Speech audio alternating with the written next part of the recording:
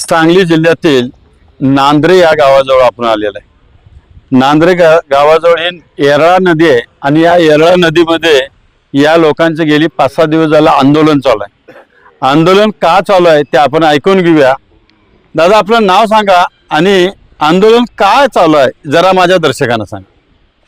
माझे नाव विनोद वसंत पाटील, राहणार नांद्रे।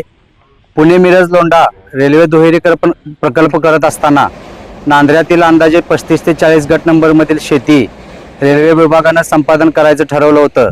त्याची संपादनाची प्रक्रिया चालू आहे। त्याचं कोणत्याही प्रकारचा मोबदला आज रोजी आम्हाला मिळालेला नाही। त्याचबरोबर सर्वात महत्त्वाचा म्हणजे वहिवाटीचा रस्ता। आमचे जे 16 गट नंबर आहेत त्याच वहिवाटीस रस्ता करून देतो असं रेल्वे विभागानं 2022 मध्ये लेखी लिहून दिलेलं आहे। त्यावर गेली 4 वर्ष झालं, 48 महिने झाले, कोणत्याही प्रकारची कारवाई झालेली नाही। दरम्यानच्या काळात जानेवारी 2025 मध्ये तत्कालीन जिल्हाधिकारी राजा दयानिधी साहेब यांनी बैठक घेऊन रेल्वे विभागास लेखी सूचना दिलेल्या होत्या की सदरचा रस्ता लवकरात लवकर बनवून द्यावा। त्यांच्या आदेशाला देखील 18 महिने झाले केराची टोपली दाखवलेली आहे रेल्वे प्रशासनानं। सध्याचे जिल्हाधिकारी मैनाक घोष साहेब यांनी देखील गेल्या शुक्रवारी आढावा बैठक घेतली। त्यात रेल्वे अधिकारी दीपक कुमार यांनी जिल्हाधिकाऱ्यांना देखील सांगितलं की जे काही ज्यांनी कोणी लिहून पत्र दिलेलं आहे त्यांच्याकडनं बनवून घ्या, आम्ही काही करू शकत नाही।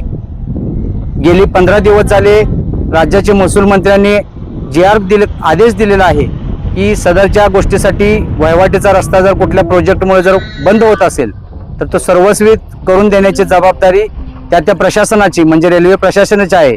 त्या आदेशाला देखील रेल्वे प्रशासनानं केराची टोपली दाखवलेली आहे।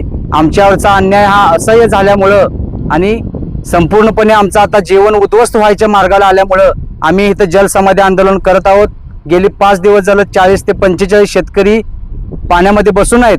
त्याचबरोबर प्रत्येकाची आता तब्येत सुद्धा बिघडत चाललेली आहे। यावर लवकरात लवकर लक्ष द्यावं अशी आम्ही सर्वांच्या वतीने विनंती करतो। बघा, या ठिकाणी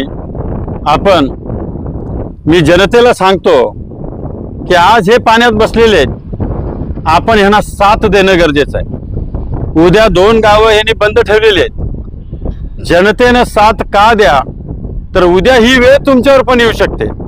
आणि रेल्वे प्रशासनाला माझी विनंती आहे की तुम्ही विनाविलंब यांचं काम करावं अशी मी विनंती करतोय। आणि जिल्हाधिकारी साहेबांना सांगतो, जिल्हाधिकारी साहेब आपल्या लेवलवरती लवकरात लवकर यांना न्याय मिळवून द्या आणि यांना दिवस रात्र या पाण्यामध्ये बसलेले आहेत, यांना न्याय द्याल ही अपेक्षा ठेवतो। धन्यवाद।